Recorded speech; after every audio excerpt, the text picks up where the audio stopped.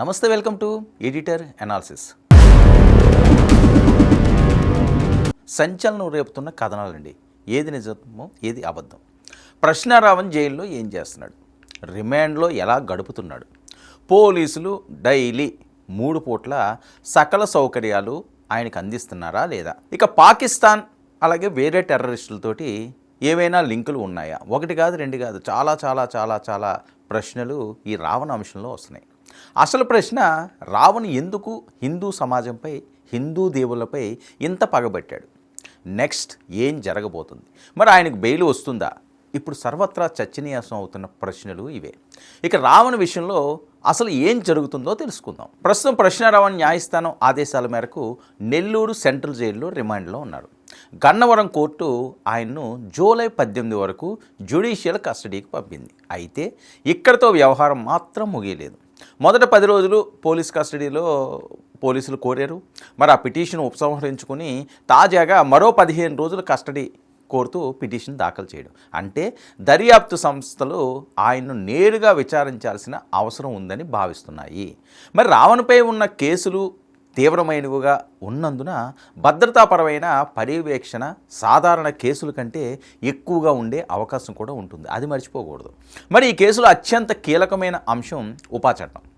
ఎందుకంటే సాధారణ క్రిమినల్ కేసులతో పోలిస్తే ఉపా కేసుల్లో బెయిల్ పొందడం చాలా క్లిష్టం. మరి కోర్టు ముందుగా దర్యాప్తు సంస్థలు సమర్పించిన ప్రాథమిక ఆధారాలను పరిశీలిస్తుంది. మరి కేసులో ఆధారాలు ఉన్నాయని భావిస్తే బెయిల్ వెంటనే లభించకపోవచ్చు.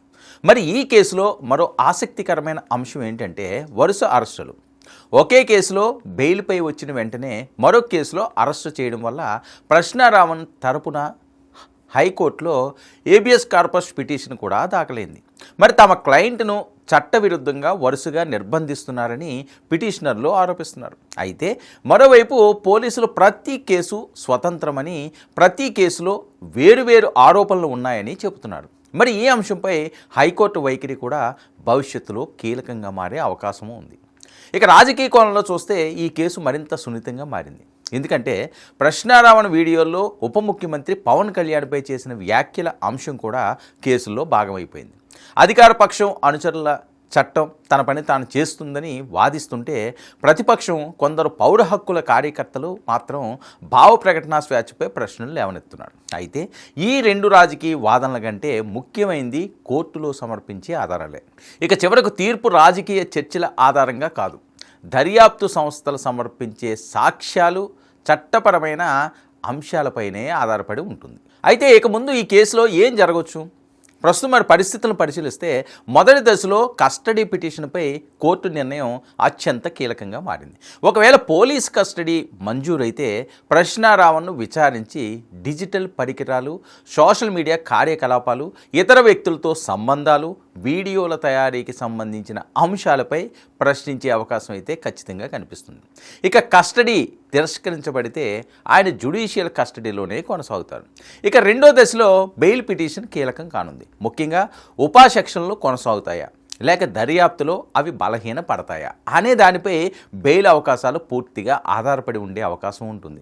ఇక మూడో దశకు వెళ్దాం. మూడో దశలో పోలీసులు ఛార్జ్షీట్ దాఖలు చేయాలి. ఆ ఛార్జ్షీట్లో వీడియోలు, డిజిటల్ ఫోరెన్సిక్ ఆధారాలు, మరి mobile phone data, social media పోస్టులు, సాక్షుల వాంగ్మూలాలు, ఇతర ఎలక్ట్రానిక్ ఆధారాలు ఉండే అవకాశం ఉంది. వాటి బలంపైనే కేసు భవిష్యత్తు ఆధారపడుతుంది. ఇక 4వ దశలో చూస్తే కోర్టు విచారణ ప్రారంభమవుతుంది. అక్కడే పోలీసుల ఆరోపణలు నిలబడతాయా లేక రక్షణ పక్షం వాదనలు బలపడతాయా అనేది తేలబోతుంది. అయితే రావణ్ను 15 రోజులు కస్టడీకి ఇవ్వాలని తాజాగా గన్నవరం కోర్టులో పోలీసులు పిటిషన్ దాఖలు చేశారు. రావణ్ వెనుక దుష్టశక్తుల ప్రమేయం ఉందని అనుమానిస్తున్నారు కూడా. వాళ్ళు ఎవరు ఏంటి అనేది తేల్చాలంటే రావణ్ను సుదీర్ఘంగా విచారించాలని పోలీసులు ఇప్పటికే నిర్ణయం తీసుకున్నట్లుగా కనిపిస్తుంది. మరి రావణ్ వెనుక వేరే ఉగ్రవాద ప్రేరేపిత ఏవైనా అస్తాలు ఉన్నాయా, అలా ఉన్నా ఆశ్చర్యపోనక్కర్లేదని చెప్పి సోషల్ మీడియాలో కామెంట్స్ గట్టిగా వినిపిస్తున్నాయి. మరి అంతలా హిందూ సమాజంపై, హిందూ దేవుళ్ళపై, సనాతన ధర్మాన్ని ఆచరించే పవన్ కళ్యాణ్ లాంటి వారిని టార్గెట్ చేసుకుని రావణ్ చేస్తున్న వికృత క్రీడకు ఫుల్ స్టాప్ పెట్టాలని పోలీసులు సీరియస్గానే డిసైడ్ అయినట్టున్నారు. చాలామంది దీన్ని చాలా సీరియస్గా తీసుకోవాలని ప్రెజర్ కూడా వస్తుంది. ఎందుకంటే జన సైనికులు ఉండండి, వీర మహిళలు ఉండండి, వాళ్ళు సామాన్యంగా ఊరుకోరు కదా పవన్ కళ్యాణ్ జోలికి వస్తే. మరి పోలీసుల కస్టడీకి తీసుకుంటే రావణ్ నుంచి ఎలాంటి మరి సమాధానాలు రాబడతారు అన్నది చాలా క్లిష్టంగా ఈ కేసులో ముందుకు వెళ్ళబోతున్న అంశంగా కనిపిస్తున్నది. ఎందుకంటే మరోపక్క గమన గురించి కూడా మనం చాలాసార్లు మాట్లాడుకున్నాం. గమన ఒకవైపు, రావణ్ మరొక వైపు, ఇంకొకరు ఎవరో ఒక వ్యక్తి ఆయన ఒకవైపు. ఎందుకంటే వీళ్ళందరినీ పెంచి పోషించేది ఆయనే. లక్షలు వీళ్ళ అకౌంట్లోకి డబ్బు ట్రాన్స్ఫర్ చేసే ఈయనే. మరి ఈయన కాకుండా ఇంకా అజ్ఞాత వ్యక్తి ఎవరో ఉన్నారు. మరి రావణ్ జైల్లో సరిగ్గా భోజనం చేయట్లేదట, సరిగ్గా పడుకోవటం లేదట, కొద్దిగా ఏదో ఆగ్రహావేశాలతోటో ఇంకో రకంగానో మొదటి 3-4 రోజులు ఉన్నట్లుగా వస్తున్న వార్తలు. ఇప్పుడైతే సెట్ అయిపోయారండి. ఎందుకంటే ఆటోమేటిక్గా పోలీసులు సెట్ చేసేస్తారు అక్కడ ఉన్న పరిస్థితులకి. అలవాటు పడాలి. మొదట్లో కొద్దిగా కష్టంగానే ఉంటుంది, ఆ తర్వాత ఇప్పుడైతే అలవాటు పడ్డాను. మరి దాన్ని ఏం చేశారో, ఎలా చేశారో, ఎందుకు అతను మళ్ళీ నార్మల్గా అయ్యాడు అనేది తర్వాత అంశం. ఏదైనప్పటికీ కూడా రావణ్ అంశం అన్నది చాలా సీరియస్గా ఉండే ఛాన్స్ అయితే ఖచ్చితంగా మనకు కనిపిస్తున్నది. పోలీస్ స్టేషన్లు ఇంట్రాగేషన్ పిలిచిన తర్వాత, కోర్టు నుంచి వీళ్ళకి అనుమతులు వచ్చిన తర్వాత ఆ కస్టడీకి తీసుకుంటే అక్కడ ఏం చేస్తారు ఖచ్చితంగా వేరే స్టైల్లో ఆయన చేస్తాడు. ఎందుకంటే ఈయన కొద్దిగా ర్యాష్గా, రెక్లెస్గా ఇంతకుముందు ఉండడం, ఇలా చెయ్యిలు చూపించడం, ఇలాంటివన్నీ కూడా విజువల్స్ పెద్ద ఎత్తున వైరల్ అయినాయి కదా. అదేంటి అరెస్ట్ అయ్యి వెంటనే బెయిల్ మీద వస్తే ఆ కారులో నుంచి ఒక వీడియో కూడా ఆయన వదిలేడు సోషల్ మీడియాలో రావణం. మరి అలాంటి ఆ యాటిట్యూడ్ ఉన్నప్పుడు అంత ఈజీగా కొన్ని అంశాలు వదలరు అని. సరే, వదలకపోతే వీళ్ళు అసలు వదిలే పరిస్థితి ఉండదు. కాబట్టి రావణ అంశం ఈ రకంగా ఉంటుంది. ఎట్టి పరిస్థితుల్లో బెయిల్ వస్తుందని ఆశగా ఈ గమన అండ్ కో వాళ్ళు ట్రై చేస్తున్నారు. గమన కూడా ఇందులో కీలకంగా ఉంది. గమన మీద కూడా కేసులు పెట్టాలని చెప్పి మరొక పెద్ద ఎత్తున వార్తలు వస్తున్నాయి. ఆవిడ మీద కూడా వీడియోలు కుప్పలు తెప్పలుగా పడిపోతున్నాయి. ఇక్కడే కాదు, వీళ్ళకి బళ్ళారి అట, బెంగళూరు అట, ఇంకా ఏమైనా వేరే లింకులు ఉన్నాయా? ఇంత లింకులుండి ఇంత నెట్వర్క్ నడిపించడం వెనకున్న ఆ అదృశ్య శక్తి ఎవరు? వీళ్ళకి అన్ని అండదండలు అందించే అజ్ఞాత వ్యక్తి ఎవరు? ఇలాంటివన్నీ కూడా ప్రశ్నలు చాలా వస్తున్నాయి. మరి సమాధానాలు దొరకాలి అంటే పోలీస్ కస్టడీయే దీనికి సరైన మార్గం అని. పోలీస్ కస్టడీకి వెళ్ళారంటే ఆటోమేటిక్గా పోలీసులు అన్నీ కక్కించేస్తారు. నిజంగా ఇందులో ఎవరెవరు ఉన్నారు ఏమన్నా. అయితే రావణ్కి అంత పూర్తిగా ఇన్వాల్వ్మెంట్ లేదు. అతను కొద్దిగా అగ్రెసివ్గా ఉంటాడు, ఆవేశపూర్వకంగా మాట్లాడుతుంటాడు కాబట్టి అతన్ని వీడియోల వరకు వాడుకున్నారు. దీని వెనక అతను నెట్వర్క్ ఉన్నదని కొంతమంది అంటారు. అలా ఏం కాదు, మొత్తం అంతా కూడా వీళ్ళంతా గ్రూప్ లాగే చేశారని చెప్పి మరికొంతమంది అంటారు. ఎవరు ఏమనుకున్నప్పటికీ కూడా ఇది చిలికి గాలివాన అయ్యింది.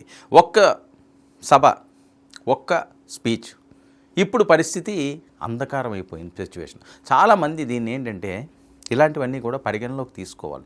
చాలా జాగ్రత్తగా ఆచితూచి మాట్లాడాలి. మనకి నోరుంది కదా అని ఇష్టం వచ్చినట్లుగా మాట్లాడేస్తే కష్టాలు తప్పవు అన్నదానికి రావణ్ జీవితమే ఒక ఉదాహరణ. మరి జైల్లో ఎన్ని కష్టాలు పడుతున్నాడో, ఎన్ని ఇబ్బందులు పడుతున్నాడో ఆటోమేటిక్గా అతను ఏం ఉపా చట్టం అంటే ఎక్కడికో తీసుకెళ్ళి మంచి ట్రీట్మెంట్ ఇచ్చి అలా ఏం ఉండదు. నటోరియస్ వాళ్ళ దగ్గరే కూర్చోబెడతారు. ఇంకా అక్కడ పరిస్థితి ఎలా ఉంటుంది?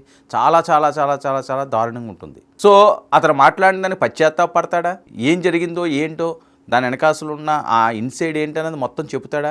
చెబితే సేఫే కొంతవరకు, చెప్పకపోతే ఇంకా బలమైన కేసులు పడే అవకాశం ఉంటుంది. వాళ్ళ టీం అంతా కూడా లోపలికి వెళ్ళిపోయే అవకాశం ఉంటుంది. మరి ఇది ఎంత దూరం వెళ్తుంది? కస్టడీకి తీసుకొస్తే ఏం కగుతాడు?